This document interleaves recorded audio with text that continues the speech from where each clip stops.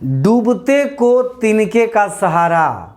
अभी आपका annual exam है और आप जिस शिद्दत के साथ पढ़ाई कर रहे हो, इतनी शिद्दत के साथ यदि पहले पढ़ लिया होता तो अभी आपकी तैयारी पूर्ण होती।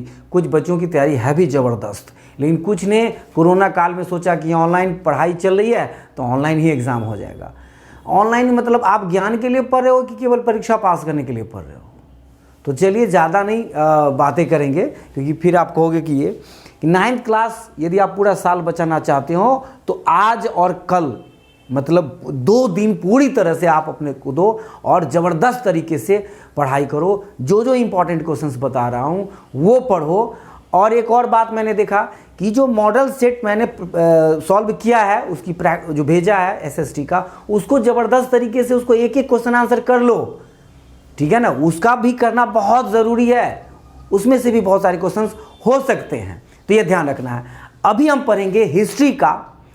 इकोनॉमिक्स का मैंने अपलोड कर दिया है। हिस्ट्री के 3 चैप्टर्स आ रहे हैं, पहला फ्रेंच रिवॉल्यूशन, दूसरा रशियन और तीसरा हिटलर वाला। ये तीनों चैप्टर के शॉर्ट क्वेश्चंस मतलब शॉर्ट में मैंने समझाने की कोशिश कर रहा हूँ। इसको कॉपी पेन लेके बैठना और अच्छे से कंप्लीट करना, आपकी तैयारी ज़बरदस्त होगी, आप एग्जाम में बहुत बेहतर परफॉर्म करोगे। नहीं हो तो कम से कम पॉइंट याद करना, उसको बार बार पढ़ना, बार बार वीडियो देखना, बुक को पढ़ना, ज़बरदस्त हो जाएगी आपकी तैयारी। आपको घबराने से डरने से कुछ नहीं होता, बस लगे रहो, जितना हो सकता है करो, बस ज़बरदस्त है। मैं भी समझ रहा हूँ बच्चों की समस्याओं को, इसलिए आपको भी चिंता करने की ज़रूरत नहीं है। सारे टीचर्स और सब इन जो प्रॉब्लम्स आप फेस कर रहे हैं उसको समझ रहे हैं। तो आपको बस अपने मजबूत होकर 2 दिन जो 3 दिन मिला है उसको ज़बरदस्त तरीके से देना है। तो आइए इसी क्रम में पढ़ते हैं। पहला क्वेश्चन कह रहा है कि discuss the main causes of the French revolution. France की क्रांति का प्रमुख कारण क्या था? Discuss the main causes of the French revolution. France की क्रांति के प्रमुख कारणों का वर्णन करें, डिस्कस करें। फ्रांस की क्रांति का कारण बहुत पूछेगा, बहुत सबसे इंपॉर्टेंट क्वेश्चन है इस चैप्टर का कि क्यों फ्रेंच रिवॉल्यूशन हुआ था। तो the following are the main causes of the French revolution. ये फ्रांस की क्रांति के मेन कारण थे। डिस्पोटिक, ये क्या लिख रहा है? Despotic rule of Louis 16th। मतलब डिस्पोटिक वर्ड का मतलब होता है निरंकुशवाद, तानाशाही। तानाशाही मतलब लुईस 16th ने क्या उधम मचाया हुआ था, मतलब बहुत तानाशाही तरीके से शासन कर रहा था। तो ये कारण था, इसका रीज़न आपने देखा है, लॉन्ग ईयर्स, ये सब आप कर लेना। मैं ज़्यादा ये करूँगा तो लंबा हो जाएगा वीडियो। नेक्स्ट पॉइंट कह रहा है privileges and burdens of the French society. France की जो सोसाइटी थी वो 3 वर्गों में डिवाइडेड थी, फर्स्ट, सेकंड और थर्ड, और उसमें से कुछ को प्रिविलेज प्राप्त था। तो ये भी उसकी फ्रांस की क्रांति के प्रमुख कारणों में से एक था। ये सारी बातें बताई जा चुकी है।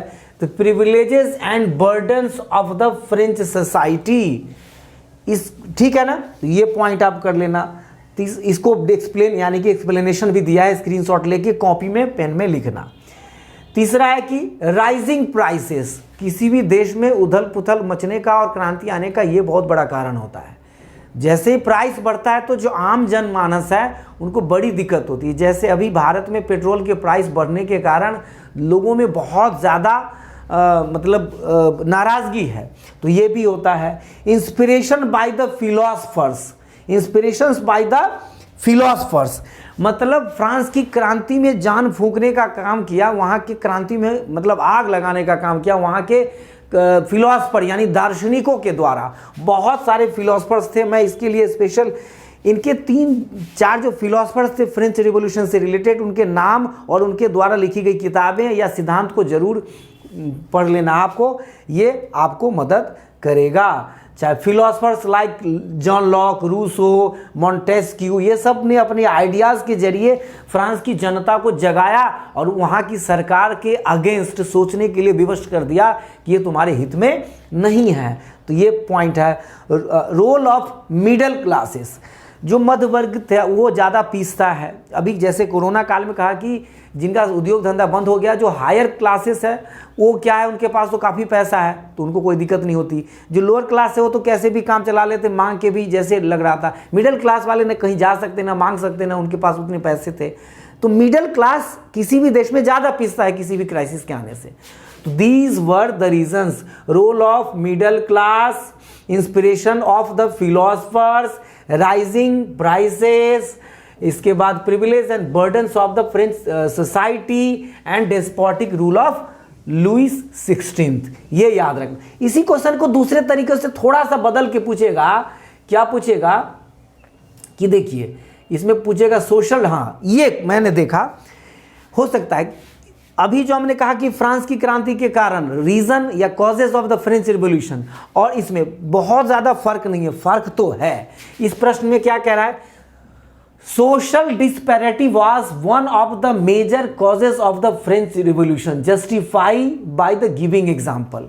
या मतलब कह रहा है कि सामाजिक असमानता फ्रांस की क्रांति का एक कारण था, महत्वपूर्ण कारण था, इसके बारे में व्याख्या करें।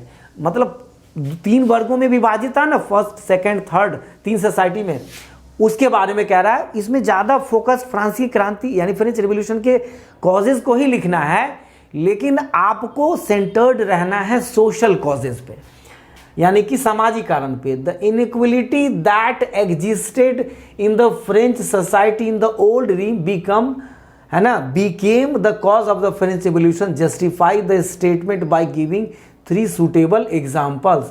How was the French society organized? What privileges did certain sections of the society enjoys? है ना, enjoy describe। मतलब फ्रांस की सोसाइटी 3 वर्गों में विभाजित थी और कुछ वर्गों को खास प्रिविलेज प्राप्त था, विशेषाधिकार, उसके बारे में बताएं और इसके क्या कारण था। तो देखो बहुत अच्छे से दिया हुआ है आंसर, मैंने दिया है divisions of the society into 3 states. France की क्रांति का भी ये भी लिख सकते हो, दोनों मिलता जुलता क्वेश्चन है, लेकिन फिर भी दोनों में थोड़ा फर्क है। उसमें ओवरऑल पूछ रहा था कि फ्रांस की क्रांति का क्या कारण था, और इसमें पूछ रहा है कि जो सामाजिक कारण था, सामाजिक असमानता, इनइक्वलिटी थी, वो उस पर मेन है ये। तो दोनों में थोड़ा मिलता जुलता है, एक याद करोगे दूसरा याद हो जाएगा, लेकिन फिर भी पढ़ते हैं। ये लिख रहा है कि द फर्स्ट स्टेट था, it consisted of the clergyman and church, ये सब फादर्स, ये विशेष वर्ग था। सेकेंड स्टेट था, थर्ड स्टेट था, it consisted of landlords, men nobles and both aristocrats. Third state में it consisted of the vast majority of the common masses, the landed peasant servants, इनको ज़्यादा परेशानी थी। तो ये जो 3 वर्गों में विभाजित था फ्रांस की क्रांति, और किसी को खास विशेषाधिकार और किसी को बहुत परेशानी, किसी को टैक्स देना पड़ रहा है और कोई टैक्स का मजा ले रहे हैं दूसरे टैक्स, तो ये कारण था फ्रांस की क्रांति। Heavy burden of taxes on the third state, तीसरे स्टेट पे बहुत ज़्यादा टैक्स लगाया गया था, जो कि फ्रांस की क्रांति का कारण बना। Wide gap between people of different states, तीनों वर्गों में बहुत बड़ा आर्थिक असमानता यानी डिफरेंसेस थे, ये भी एक फ्रांस की क्रांति का कारण बना। नो पॉलिटिकल राइट्स, कई कुछ जो थर्ड स्टेट और सेकेंड स्टेट, उनको पॉलिटिकल, थर्ड स्टेट को खासकर कोई राजनैतिक अधिकार, पॉलिटिकल अधिकार प्राप्त नहीं था। तो यदि आपको इस तरह का क्वेश्चन पूछता है तो ये पॉइंट्स आप आंसर में लिखोगे। नेक्स्ट क्वेश्चन पे डिस्कस करते हैं। ये दोनों एक ही क्वेश्चन में मान सकते हो। आप कहोगे कि सर आपने 3 ही कहा था। यदि 3 हिस्ट्री के, 3 इकोनॉमिक्स के, ज्योग्राफी के 4 और पॉलिटिकल के 4 चैप्टर आ रहे हैं ना, तो इन सभी 14 चैप्टर में सबसे इंपॉर्टेंट चैप्टर यदि है तो वो है फ्रेंच रेवोल्यूशन, हिस्ट्री का पहला चैप्टर। इसलिए इसको विशेष रूप से पढ़ो, और ये आपके पेपर में बेहतर मार्क लाने में, ऊपर नहीं है क्या, हाँ तो नीचे ही ये हो गया। नेक्स्ट क्वेश्चन करते हैं। ये है एमसीक्यू, मल्टीपल चॉइस क्वेश्चंस। ये आपको 1 नंबर लाने के लिए बहुत मदद करेगा। तो इसमें क्या क्या दे रखा है, select the correct answer. When did French revolution occur, मतलब फ्रांस की क्रांति कब हुई, तो ये आपको पता है 14 जुलाई 1789 को, 14 जुलाई 1789 को। व्हाट वाज टीथेस, टीथेस क्या था, ये पूछा टीथेस क्या था, तो आप क्या आंसर में दोगे, आपको याद ही है। What was the tithes, attack, सीधा आंसर है tax levied by the church, church ने जो टैक्स लगाया था उसी को टेसेस कहते हैं। नेक्स्ट कह रहा है कि टैक्स हाँ, नेक्स्ट कह रहा है कि tax from peasants to church was called, जो टैक्स किसानों के द्वारा चर्च को दिया जाता था उसको क्या कहते थे? तो टिथिस कहते थे ना, टिथिस कहते थे। तो ये भी ये आंसर है। Who wrote two treatises of government, मतलब यहाँ के फिलोसफर और उनकी किताबों को जरूर याद करना। टू ट्रीटीज ऑफ गवर्नमेंट किसके द्वारा लिखी गई किताब है? जॉन लॉक ने लिखा था। किसने? जॉन लॉक ने। इसको हम लॉक कर दिया answer. Who wrote the spirit of laws, ये लिखा गया था मॉन्टेस्क्यू के द्वारा, मॉन्टेस्क्यू ने लिखा था। Who wrote the social contract, ये है रूसो ने लिखा था इस किताब को। ये किसने लिखा था? रूसो ने लिखा था, ये ध्यान रखना है आपको। अगला क्वेश्चन क्या कह रहा है कि which period, who wrote the social contract हो गया, which period in the history of the France is known as reign of terror, आतंक का राज कहा जाता है कौन से काल को? फ्रांस की क्रांति के किस काल को आतंक का राज कहा जाता है?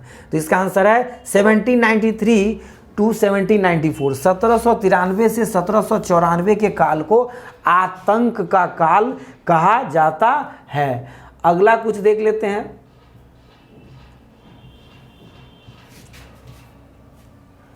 लिख रहा है कि whose rule in the history of the French is known as reign of terror, मतलब किसके काल को? वो तो 1793 टू 94 था, वो ड्यूरेशन था, ये किसके काल को? तो इसका आंसर है मैक्समिलियन रॉबेस्पियर को आतंक का काल कहा जाता है, मतलब डर और भय का। ठीक है, तो ये आपको याद रखने की आवश्यकता है। नेक्स्ट क्वेश्चन कहा Napoleon was finally defeated at dash, Napoleon कहाँ? ये एक तो कहावत है Waterloo, meet the Waterloo, English में एक फ्रेज होता है। तो वाटरलू में फाइनली इसको हराया गया था, वाटरलू में हराया गया था। अब अगला देखते हैं। लिख रहा है, नेक्स्ट क्वेश्चन है the ideas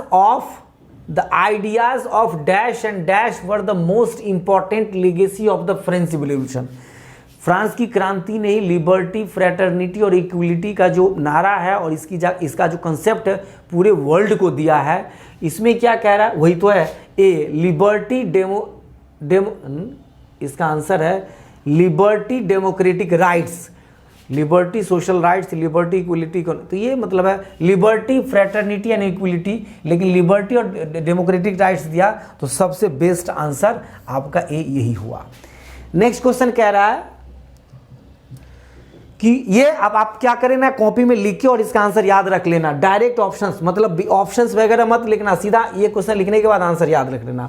what did the red cap worn by sans culottes in France symbols, मतलब रेड कैप किसके लिए? लिबर्टी का। रेड कैप किसका सिंबल था, किसका प्रतीक था? तो लिबर्टी यानी कि स्वतंत्रता का, लिबर्टी का। नेक्स्ट क्वेश्चन लिख रहा है कि what was the literal meaning of sans culottes, इसका शाब्दिक अर्थ क्या होता है? दोज विदाउट नी ब्रीचेज, उसका अर्थ होता है क्या है? दोज विदाउट नी ब्रीचेज, बिना घुटने का। तो ये कह रहा है in the context of the France what was the tell, मतलब फ्रांस की क्रांति के संदर्भ में टेल क्या था? तो इसका सीधा आंसर है डायरेक्ट टैक्स था एक प्रकार का। और आखिरी क्वेश्चन है ऑब्जेक्टिव टाइप में, इन the context of France the tennis court oath took place on, tennis court oath यानी कि ये कब हुआ? तो इसका आंसर है 20 जून 1789 को, 20 जनवरी 1789 को हुआ था। तो इस प्रकार इंपॉर्टेंट क्वेश्चंस, ये 14 क्वेश्चंस है इंपॉर्टेंट, आप इसको करना। फ्रांस की क्रांति से जो नेक्स्ट क्वेश्चन इंपॉर्टेंट आ रहा है कि evaluate the conditions of women in France before and after the revolution, मतलब फ्रांस की क्रांति से पहले फ्रांस में और फ्रांस की क्रांति के बाद फ्रांस में महिलाओं की क्या स्थिति थी। इस महिलाओं की स्थिति सदा से हर जगह अच्छी नहीं है, तो इसमें भी वही है। ये अपने मन से भी लिख सकते हो, लेकिन यदि पढ़ लेते हो तो you will be write the answer in a right manner, है ना। You will be able to write the answer in a proper manner. अब तुम आसानी से अच्छे तरीके से आंसर लिख सकते हो। ये क्या कह रहा है जी? पहले और तो most women of the third state had to work for a living, third state के लोगों को ही तो ज़्यादा परेशानी थी। दे वर्क एज अ, है ना, सी मैस्ट्रेस ऑफ, है ना, laundries, sold flowers, fruits and vegetables at the market, तो ये पॉइंट लिख लोगे मार्केट, और were employed as domestic servant in the houses of prosperous people, जो समृद्ध लोग थे उनके यहाँ माली, गार्डनर इनका काम करते थे, मजदूर के रूप में अपना जीवन व्यतीत करते थे। तो ये थोड़ा सा उनकी स्थिति अच्छी नहीं थी, ये आप लिखना, पहला पॉइंट है।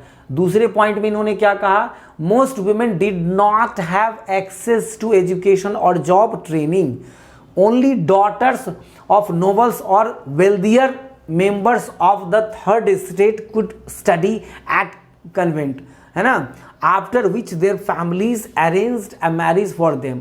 पढ़े लिखे लोगों के जो बेटियां थी वो तो पढ़ पा रहे थे, बाकी को पढ़ने का कोई सौभाग्य प्राप्त नहीं था। Working women had also to care for their families, तो ये है। और तीसरा पॉइंट के बाद यदि आखिरी पॉइंट है, स्क्रीनशॉट लेके आप ये कर लेना, ये है their wages were lower than the those of man, मतलब पहले और दूसरों, मतलब their wages were lower than the man, पुरुषों की तुलना में महिलाओं का जो सैलरी था, वो वेजेस था, मुआवजा था, वो कम था। और in order to discuss and voice their interest, women started their own political clubs and newspapers, about 60 women's clubs came up in different French cities.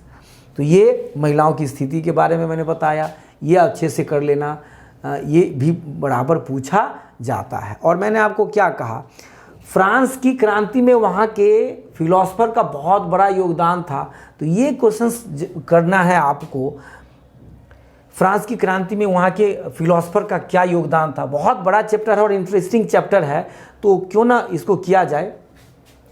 अब ये हो भी गया, ऑब्जेक्टिव में पूछा जा सकता है, सब्जेक्टिव में पूछा जा सकता है, 5 नंबर में पूछा जा सकता है, 3 नंबर में पूछा जा सकता है। तो देखो, describe the contribution of philosophers to the outbreak of the French revolution of 1789। France की 1789 की क्रांति में वहां के दार्शनिकों, फिलोसफर्स का जो रोल था उसके बारे में वर्णन करें। तो ये क्या कह रहा है जी, रोल ऑफ मॉन्टेस्क्यू, मॉन्टेस्क्यू का रोल, ये इसमें याद करने की कोई ज़रूरत नहीं है, आप रोल ऑफ मॉन्टेस्क्यू, मॉन्टेस्क्यू ने किताब लिखी, उस, ठीक है ना, उसका नाम आप याद रखना, स्पिरिट ऑफ लॉस, ये स्पिरिट ऑफ लॉस अवेकेंड, ये और ये पढ़ना कि क्या क्या उन्होंने लोगों को जगाया अपनी बातों से। किसी भी क्रांति को लाने में जितना तलवारों का योगदान होता है, उससे ज़्यादा रोल कलम का होता है। तो इन सब ने अपनी कलम के जरिए, अपनी बातों के जरिए, अपने भाषण के जरिए, अपनी लॉजिक के जरिए फ्रांस की क्रांति में घी का काम किया और ज़बरदस्त तरीके से उन्होंने वहाँ पे प्रभाव डाला। नेक्स्ट क्वेश्चन, नेक्स्ट पॉइंट, ये तो था मॉन्टेस्क्यू, और दूसरा कौन है, मॉन्टेस्क्यू, दूसरा है Voltaire. Voltaire attacked the vices of the society, the church and the blind faith. He gave the church the name of infamous thing. कहेगा इनफेमस थिंग चर्च को किसने कहा था, तो वोल्टेयर ने कहा था। तो आपको ये याद रखने की जरूरत है। नेक्स्ट फिलोसफर की ओर बढ़े, तो नेक्स्ट फिलोसफर कौन है, रोल ऑफ रूसो। रूसो का जो प्रमुख किताब है सोशल कॉन्ट्रैक्ट, ये बहुत बड़ा रोल निभाया फ्रांस की क्रांति में। रूसो की किताब सोशल कॉन्ट्रैक्ट, इसमें याद रखने की कोई ज़रूरत नहीं है। और other philosophers besides these there were other philosophers such as, है ना, Diderot, Quincy and etcetera, who fanned the flamers of, है ना, flames of revolution through new ideas. अपने नए विचार के जरिए फ्रांस की क्रांति में एक बहुत बड़ा योगदान निभाया। तो इस प्रकार फ्रेंच रिवॉल्यूशन के इंपॉर्टेंट क्वेश्चंस को हमने डिस्कस किया। दीज वर, मुझे लगता है इसके बाद अब तो नहीं है, ये 4-5 क्वेश्चंस मैंने इंपॉर्टेंट, जो ऑब्जेक्टिव क्वेश्चंस है उसको बार बार पढ़ना, देखना, वो याद हो जाएगा, बिना ऑप्शन के याद करना, सीधा लाइन और उसका आंसर क्या है। और चाहे वो फिलोसफर की बात हो, चाहे उसके कारण की बात हो, महिलाओं की स्थिति की बात हो, ये इंपॉर्टेंट क्वेश्चंस है, आप अच्छे से करना, आपके एनुअल एग्जाम में बेहतर परफॉर्म करने का मौका मिलेगा। अब चलते हैं नेक्स्ट चैप्टर पे। प्यारे दोस्तों, एक क्वेश्चन जो और फ्रेंच रिवॉल्यूशन का रह गया, वो इम्पॉर्टेंट है मेरे ख्याल से, तो आप उसको थोड़ा देख लो। What was the role of Jacobins during the French revolutions and, मतलब फ्रांस की क्रांति में जैकोबिन का क्या योगदान था। Analyse the role of Jacobins in the French revolutions. तो इससे रिलेटेड क्वेश्चंस भी पूछे जाते हैं, इसमें इम्पॉर्टेंट है। तो देखते हैं कि क्या क्या कह रहा है ये। तो पहला है middle class. The members of the Jacobin club belonged mainly to the less prosperous sections of the society. इसके सदस्य थे वो ज़्यादा समृद्ध थे नहीं। दे इंक्लूडेड स्मॉल, है ना, शॉपकीपर्स, आर्टिशियंस सच एज शू मेकर्स, पेस्ट्री कुक्स। तो ये मतलब समाज के साधारण कार्य करने वाले लोग थे, तो इन्होंने अपना बड़ा योगदान दिया। Watch makers, printers as well as servants and daily wages workers. Their leader was Maximilian Robespierre, और उसका जो लीडर था कौन था? Maximilian Robespierre. डिफरेंट क्लोथ्स, उन्होंने क्या किया? अलग कपड़े का धारण किया, अलग कपड़ा और अपना अलग टोपी वगैरह का धारण किया ताकि क्रांति को और ज़्यादा ज्वाला दे सके। इसके बाद है carrying the revolutions. They were the people who believed that revolution had to be carried further as the constitution of 1791 gave political rights only to the richer sections of the society. इन्होंने क्रांति को आगे ले जाने के लिए प्रतिबद्धता अपनी जाहिर की, अपना डिटर्मिनेशन, क्योंकि इनका मानना था कि इनसे केवल धनी वर्गों को ही अधिकार मिला है। Storming, carrying the revolution, storming the Kings palace. उन्होंने क्या किया? किंग्स पैलेस को स्टॉर्म कर दिया, यानी बर्बाद किया। इन द समर ऑफ 1792, ये पूरा अपना घटना दिया। Later the assembly voted to imprison the royal family, उनको बर्बाद किया, इनको हटाया। फ्रांस बिकम अ रिपब्लिक, और इनके कारण क्या हुआ कि फ्रांस रिपब्लिक बन गया। मतलब रिपब्लिक का क्या मतलब है? यानी कि डेमोक्रेटिक बन गया, रिपब्लिक बन गया। वहाँ की शासन राजा से हटके इनके हाथ में आ गया। क्वेश्चन समझ में आया? Analyse the role of Jacobins in the French revolution. यदि फ्रांस की क्रांति में जैकोबिन का योगदान पूछता है तो ये आप मिडिल क्लास का, डिफरेंट क्लोथ का, ये सब का उदाहरण दे सकते हैं। अब फ्रांस की क्रांति में मैंने सफिशिएंट क्वेश्चंस करवा दिए। अब आते हैं second chapter, socialism in Europe and the Russian revolution. इसके 2-3-4 क्वेश्चंस करवाते हैं, और इससे बाहर आने की संभावना मुझे नहीं लगता होगा, इसलिए आपको कहूँगा कि इसको अच्छे से कर लो। पहला है revolution on, explain the impact of the Russian revolution on Russia on the end the world. मतलब जो रशियन रेवोल्यूशन है उसका प्रभाव दुनिया पर क्या पड़ा? मतलब वैश्विक का मतलब ग्लोबल इंपैक्ट, यानी कि रशियन रेवोल्यूशन का पूरी दुनिया के पर, कोई भी क्रांति होती है तो पूरी दुनिया का इंपैक्ट करता है, लगभग बड़ी क्रांति हो तो। या what were the impact of the Russian revolution on Russia, या रशिया पर भी उसका क्या प्रभाव पड़ा, ये लिखते हैं। तो लिखा पहला, इसका आंसर है industrial growth and economic development. जैसे ही कोई क्रांति होती है तो लिखा क्या है? अब लोगों को रोजगार देने के लिए क्या क्या? Industrial growth and economic development हुआ, मतलब इंडस्ट्री लगाए गए, इकोनॉमिक ग्रोथ हुआ ताकि लोगों को अधिक से अधिक रोजगार हो और वहाँ की जनता को आमदनी हो और इस बात से वो खुश हो सके। रिमूवल ऑफ पॉवर्टी, गरीबी का खात्मा हुआ, गरीबी यानी निर्धनता में कमी आई। इसके बाद क्या है? Emergence of Russia as a world power. Russian revolution ने रसिया को पूरी दुनिया में एक शक्तिशाली देश के रूप में प्रस्तुत किया, इमर्जेंट किया, और ये इमरजेंस। इसके बाद लिख रहा है क्या, है ना, promotion of socialism and communalism. मतलब ये एक विचारधारा है, एक थॉट प्रोसेस है कि सोशलिज्म का और कम्युनिज्म का पूरी दुनिया में प्रसार हुआ, पूरी दुनिया में। यही इसका एक्सप्लेनेशन है, आप इसको पढ़ लेना।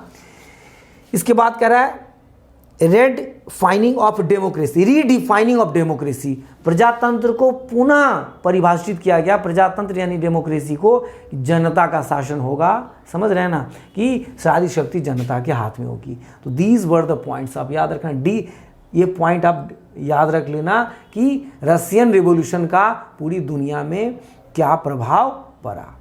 अब एक प्रश्न इसमें इंपॉर्टेंट है, ये थॉट है, लिबरल्स और रेडिकल्स में क्या फर्क होता है? लिबरल्स उदारवादी, रेडिकल कट्टरवादी, इसमें क्या फर्क होता है? विचारधारा, लिबरल मतलब उदार, उदार यानी समझते हैं जो सबके प्रति, तो ये कभी 5 नंबर में, कभी 3 नंबर में, कभी 1 नंबर में पूछा जा सकता है। तो देखिए क्या लिख रहा है, tolerance of all religions, liberals क्या कहते हैं, सभी धर्मों के लिए समान विचार रखते हैं कि सब ठीक है, किसी के से नफरत नहीं, किसी से बहुत ज़्यादा प्यार नहीं।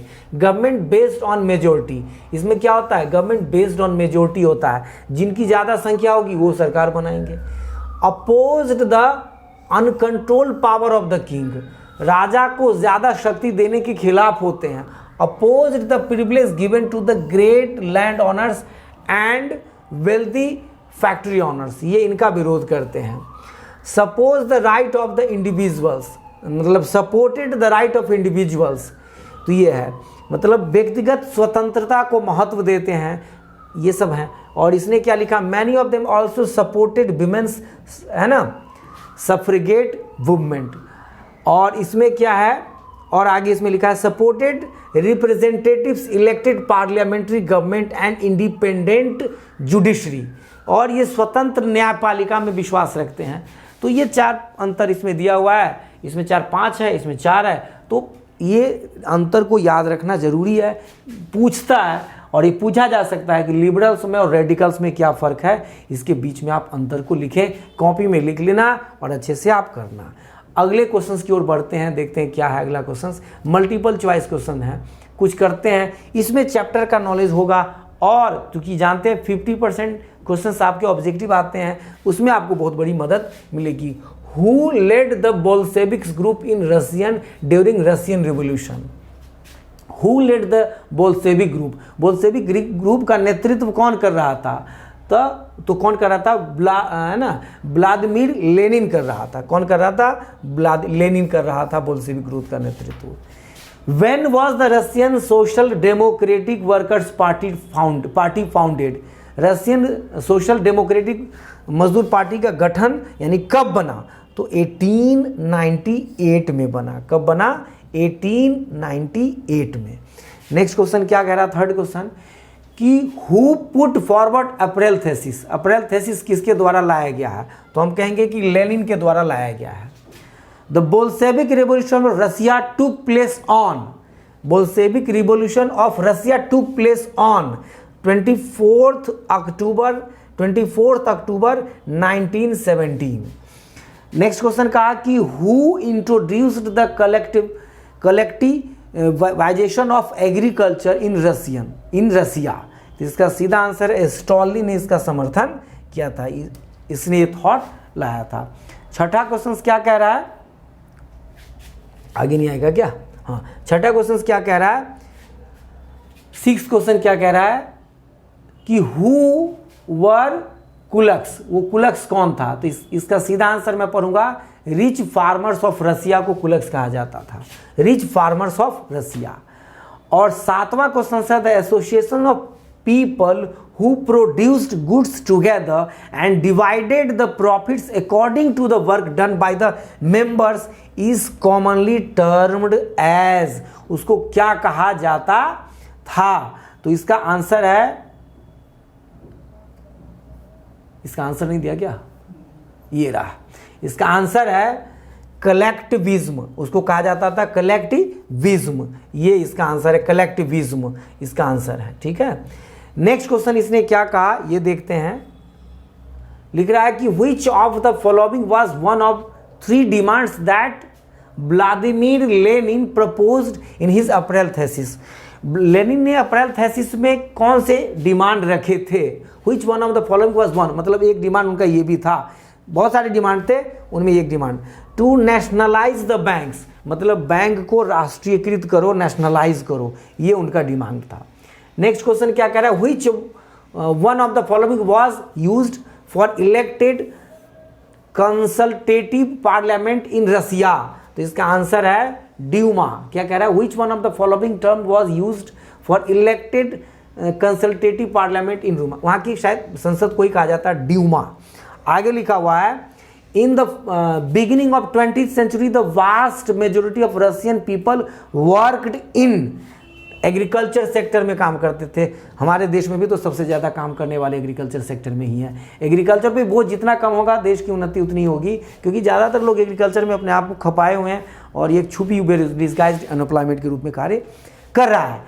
अगला क्वेश्चन क्या कह रहा है, एट द बिगिनिंग हो गया, Muslims reforms within Russian empire were called, उसको कहा जाता था जेडीडिस्ट्स, जेडीडिस्ट्स, इसको मुस्लिम रिफॉर्म्स को जेडीडिस्ट कहा जाता था। अब शायद ये इस चैप्टर के लिए इतना ही है। ये सारे क्वेश्चंस को आपको अच्छे से कंप्लीट करना है, रिवाइज करना है, ये चैप्टर अच्छे से आपका कंप्लीट हो जाएगा। बाकी तो चैप्टर को पढ़ने के लिए बहुत टाइम है और बहुत सारी कंटेंट्स हैं, उसको पढ़ते रहना, क्योंकि पेपर नज़दीक है तो कुछ इंपॉर्टेंट चीज़ों पे डिस्कस करते हैं। अगला चैप्टर की ओर बढ़ते हैं। हिस्ट्री का अंतिम चैप्टर जो आपके एनुअल एग्जाम में आएगा, थर्ड चैप्टर है Nazism and the rise of Hitler. ये जर्मनी और हिटलर के इर्द गिर्द घूमता है चैप्टर, बहुत इंपॉर्टेंट चैप्टर है।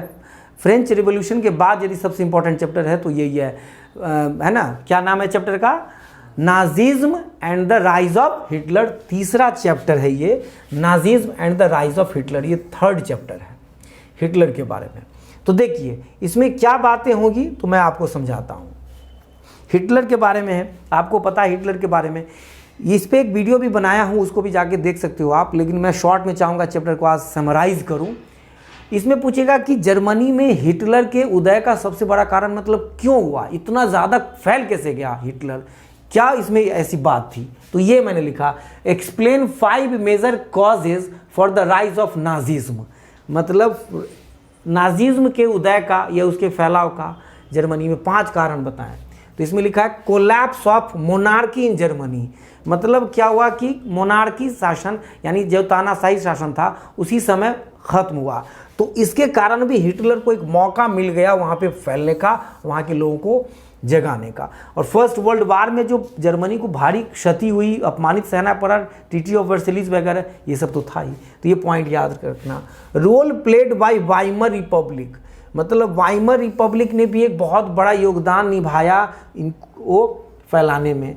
अगला है एमरजेंस ऑफ हिटलर, हिटलर एक इतना अच्छा वक्ता था और लीडरशिप की क्वालिटी उसमें कमाल की थी। वो निराश हताश जर्मनी की जनता को फर्स्ट वर्ल्ड वार से जो निराश हताश और उदास थे उससे पूरा जर्मनी की जनता को यूनाइट किया और ज़बरदस्त तरीके से मतलब सरकार के खिलाफ इकट्ठा करने में कामयाबी हासिल की। तो ये भी एक बहुत बड़ा रीज़न था नाजिज्म को फैलने का हिटलर। नेक्स्ट पॉइंट क्या लिख रहा है कि ह्यूमिलेटिंग ट्रीटी ऑफ वर्सेलिस, ये बहुत इंपॉर्टेंट है, मतलब humiliating treaty of Nazism campaigned against the unjust provisions of Treaty of Versailles.